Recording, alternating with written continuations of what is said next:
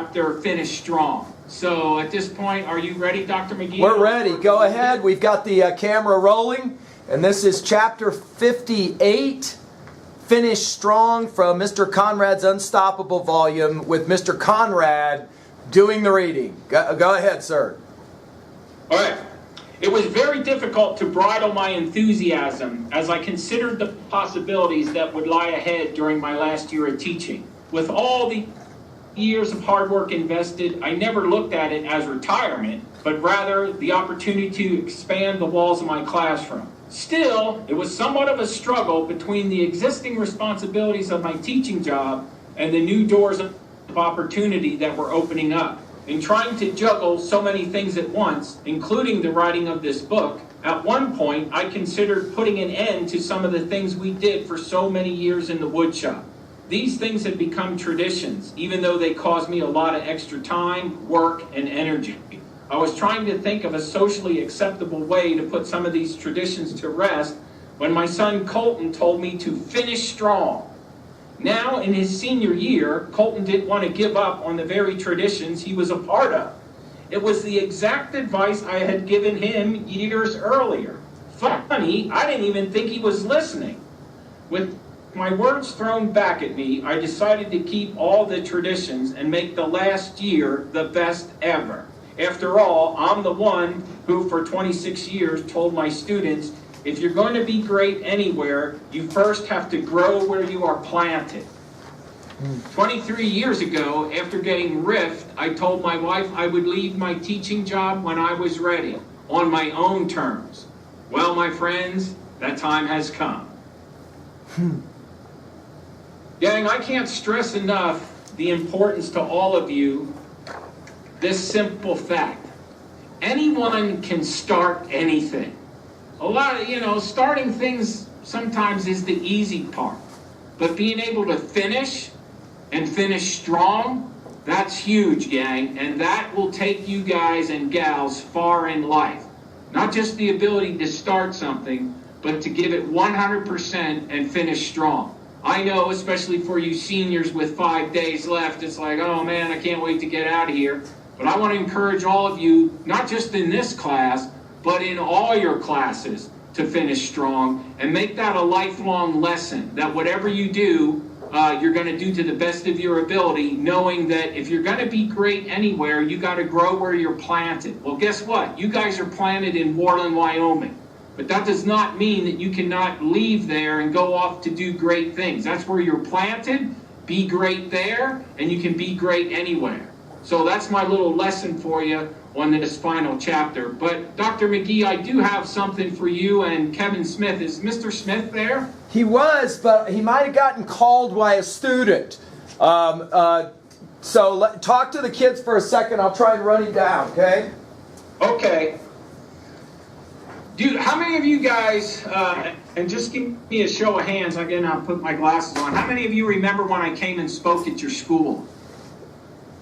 Okay, cool. Do you guys remember the story, the YMCA, where you all danced to the YMCA and your teachers were dancing, and that was pretty fun, right? Raise your hands if you remember.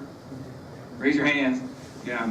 I can't hear your head shaking, I know there's loose rocks in there, but when you just nod, but see your hands raised, that's cool. All right, so if you remember that story, and the reason I'm sharing this one, this story is not in the book, but it's awesome.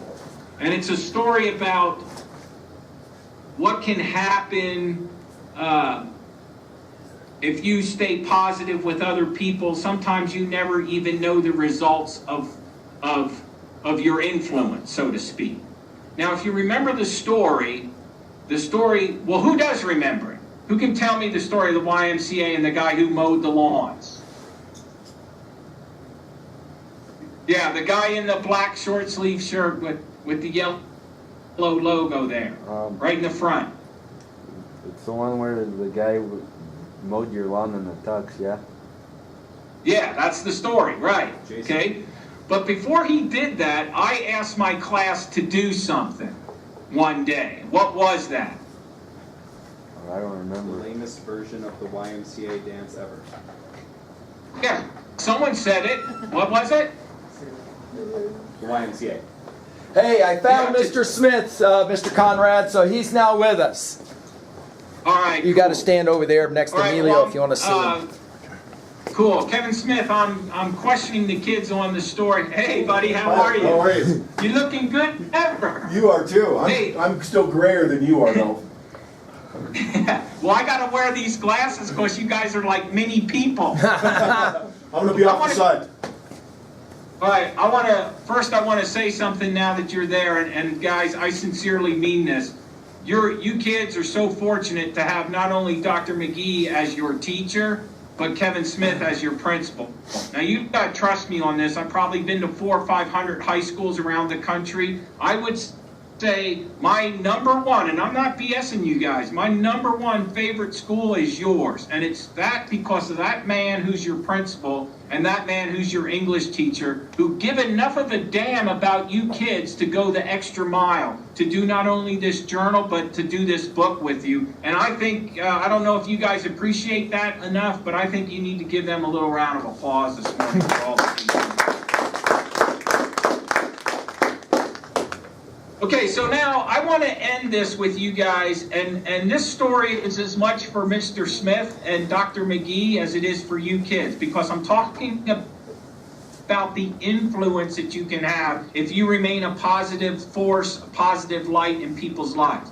If you remember back to the story, the YMCA, I challenged my kids to get up and dance the YMCA song. They didn't do it. So I went to Jason Rubidoux. He was the big stud football player. I said, Jason, stand up and dance with me. He said, no way, Mr. Conrad, that's gay. All the kids laughed. I told you that whole story. Then finally, Travis Stubbs stood up and he said, I'll dance with you. And we danced the lamest version of the YMCA dance ever known to mankind. But we did it, okay?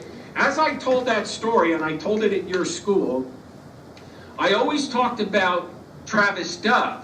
Okay, because he's the one that later mowed the yards in a tux. Again, you can reread the story. But this part of the story is not in your book, gang. When I wrote this book, I used all the kids' real names. And I contacted an attorney after I did that to find out, hey, what's the deal? Like, can I use the people's real names? And the attorney told me that there's two sets of rules that apply. One is if you're a public figure, like a president or a sports figure or a movie star, one of those, you can write about them all you want. You do not need permission. But if you're just an average Joe, like myself, you need to have a release. They need to give you permission to use their name in your book. And I'm like, oh man, I got 100 names in here. I don't even know where some of these kids are. And I'll never forget what the attorney told me. He said, all it takes is one. And so with that, I considered changing the names in the book because you guys wouldn't have known the difference if it was Donnie McCleskey, the Fill Your Cup story, or if I called him Billy Smith. I mean, what difference does it make to you guys? But then I thought, wait a second, that's not fair to the kid who the story was about, because as you just got done telling me, you were very inspired by a lot of these stories, and I thought the kid deserves to have his name in that book. So I sent out releases. Would you guys believe 100 releases that I sent out within 2 weeks, I had them all back, except for Jason Rubidoux's. He was the kid again that I initially asked to dance, and he said, no way, that's gay. I couldn't find Jason, couldn't find him anywhere. So I thought, you know what, I'll just use his first name. So now I'm speaking at a school in Colorado, and as I'm telling that part of the story, and I talk about Jason Rubidoux, I see kids in the crowd doing this. And I didn't even know what this was, but they were texting, okay? When I got finished, the kids came down and said, Mr. Conrad, Jason is our neighbor, and he wants to talk to you. Well, right away, gang, panic set in, because I remembered the words of the attorney who said, all it takes is one. When I told that part of Jason's story, when he said, I don't want to dance with you because that's gay, and this whole entire gymnasium bust up laughing, I thought, oh my stars, and now he wants to talk to me. Well, gang, I'm going to be honest with you. I delayed getting in touch with Jason for a couple of days. And you know what? It just made it worse. The anticipation of what he wanted to talk about, I knew he had to be upset I just delayed getting in touch with him. And then that just ate away at me. You know, like sometimes there's problems or situations in your life and you don't want to address it, and it makes the problems worse. Have you ever had that experience? Raise your hand so I can see. Yeah, cool. Well, that was me. Like, do I contact this kid? I have this vision, gang, and I'm not kidding you. I had this vision of hauling about 8,000 books to the dump because I don't have permission to use Jason's name. And I've got 8,000 books in a storage shed, and guess what? They are now worthless. And you want to talk about panic? There it was. I'm envisioning loading those up and hauling them to the dump. And finally, I just couldn't take it anymore. I called Jason. I said, Jason, what's up? He goes, Mr. Conrad, I'm going to send you something. I'm going to now read to you what Jason sent. And again, why am I sharing this final story with you? Because I don't ever want you to give up Dr. Smith, or excuse me, Mr. Smith, Dr. McGee, and all your students. I don't ever want you guys to give up being a positive force in people's lives. This is what Jason sent to me. And I'm going to read it. It was an email. Dear Mr. Conrad, it was January 1st, 1999. I had everything going in the right direction. Days before Christmas, I found out that my wife was pregnant with my first child. I was just put down a sum of money on some property out in the country and was going through house plans to build our house. We were waiting until January to close as our loan officer thought we would get a better interest rate. I had a great job with what looked like a great career. Everything was going perfectly. Now keep in mind, gang, I hadn't seen or heard of Jason since he graduated high school. I couldn't even find him. I didn't know where he was. Now I get this email. New Year's Day started out with my dad and I going out hunting that morning. It was always a good day for hunting, because no one was out that day because of the holiday the night before. The hunt was great, but with no success early, we called it a day. As the norm, my old man walked my, I'll say, rear off that day. So I went straight home to take a nap. Later on in the day, I got a phone call. It was from some of my buddies wanting me to go on a night ride with them. With a brand new snow machine in the shed that needed some miles put on it, I did not decline the offer. So I met up with the boys down at the filling station. The night was perfect. Clear skies, about 12 inches of fresh powder on the ground. There was a full moon out, so you could see better than normal. Growing up on these mountains, there was never no fear. We always took the necessary safety gear and we always rode in numbers. I think there was about 15 sleds that night as we screamed out of the parking lot. We were headed up to a place called the Can in the Tree. It was about an hour's ride from the parking lot. Conditions were great. We were having a blast busting through the fresh new powder. Then, just like the drop of a dime, my life changed forever. Going up the trail, I hit a rock with my sled. I had damaged the whole right side. The ski, the shock, all the joints were crushed. I had to head back to the truck. So the three others I rode up with and I patched up my sled good enough to get it back to the trailer. We started to head down the mountain, stopping halfway to have a snack. We gathered up after our break and we were headed back when the worst happened. The last thing I remember was crossing over this cattle guard where I had to slow down as snow had fell through the grate. Hey, you guys know what a cattle guard is, right? Yeah, when I tell this story like back east, like I told this story in Pennsylvania, I'm like, cattle guard, and people like, cattle guard? You got guard? Yeah, they're armed, and they stand out there and they guard the cattle. I'm just messing with you. I'm just messing with you. From there, everything was a blur. I briefly remember my friend Tony saying, don't move, we're going to get you out of here. Then the next thing I remember was a couple of faces at the hospital, and I'm laying in a hospital bed in Denver. Going back to the accident, I don't remember anything. This is what I was told, that an elk had jumped out in front of me, and I ran into him. I have rode up in that country my whole life, and have never seen or heard of an elk being that high up at that time of the year. But luckily, I had some buddies that did not panic and took care of business. They pulled the elk off of the top of me, took their coats and wrapped me up. Luckily, Tom had his cell phone and they called 911. They ended up driving Tom's half-ton pickup up the hardpack trail and took me off the mountain to the ambulance that was waiting in the parking lot. The ambulance then took me to a hospital in Craig. A storm had moved in, so they could not fly me out right away. So they went ahead and did surgery on my arm. It was shattered in 23 places. I also had severe internal damages, and they did not know the extent of them. So when the storm cleared enough, they flew me to Denver General. This is now back to when I could start remembering things again. I was in the hospital for 5 days. The doc told me I had a lacerated liver in 3 spots. Good news was I was still young enough that the liver would heal up on its own just fine. After the 5th day, they let me go home.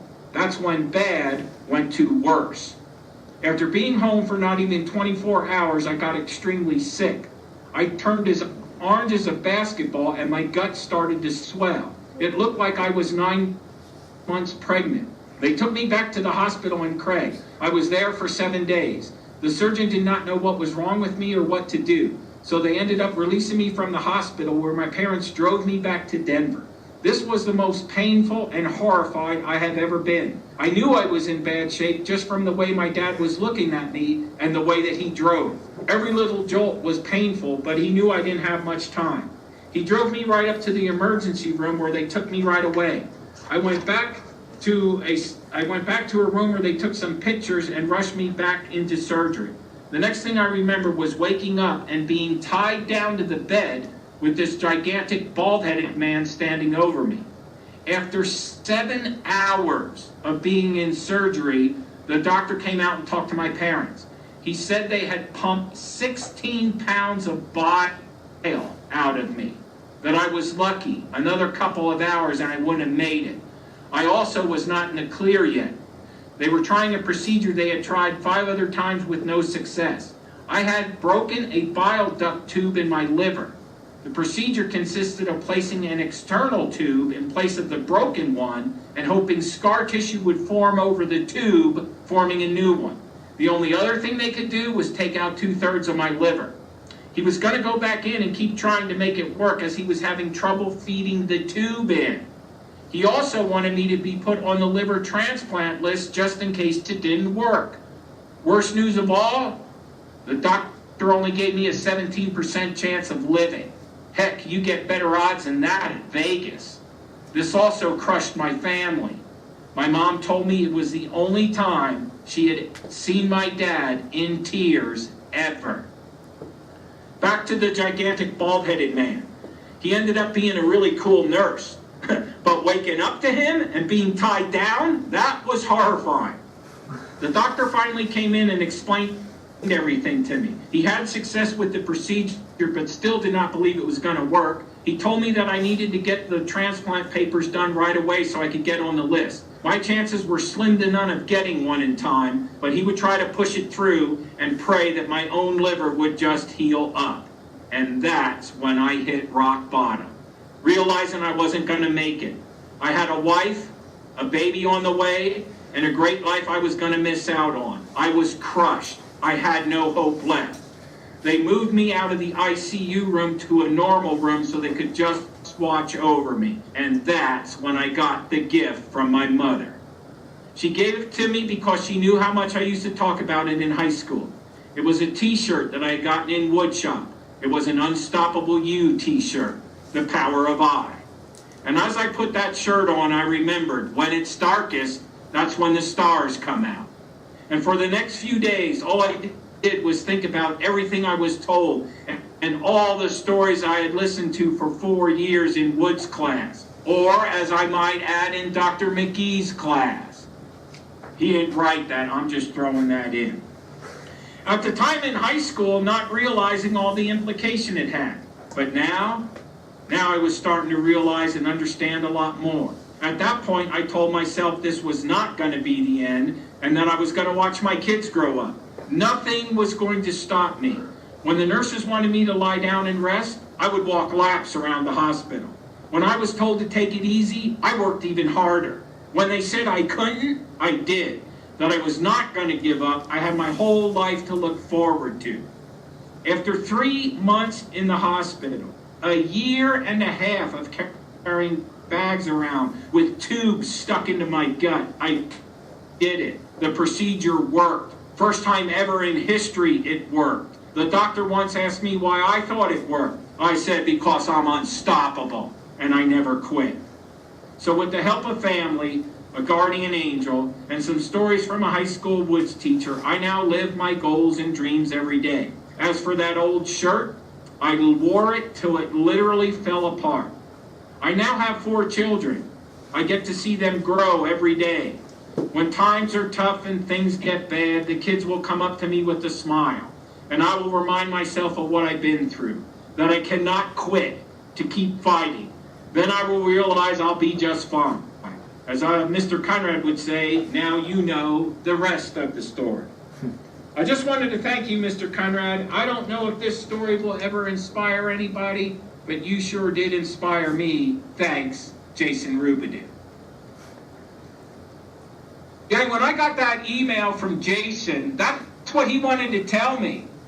There was no lawyer contacting me. He wanted to say thanks for all the years of inspiring him. When I got that email from Jason, I immediately called him back and said, Jason, I'm speaking at a school near you. Will you come and be my live Friday story? In other words, I tell the story and then he comes out at the end of it. Gang, it was awesome. When Jason came out at the end of the YMCA story, every kid was on his feet. Every kid was applauding. Many of them were in tears. Jason walked up to the microphone that day and took it from my hand. Now, Jason's not a motivational speaker, but I'll never forget, the first thing he said to the kids was, I knew my freshman year in high school that when I got to be a senior, I was going to build a canoe in Mr. Conrad's woodshop class. I'm like, oh my stars, that's right. That's what he did his senior year. Jason built a canoe, and it turned out really, really cool. But if you were to ask me, what project did Jason make in your class his senior year and how did it turn out, dang, I couldn't remember. But my project, and I believe Mr. Smith's project,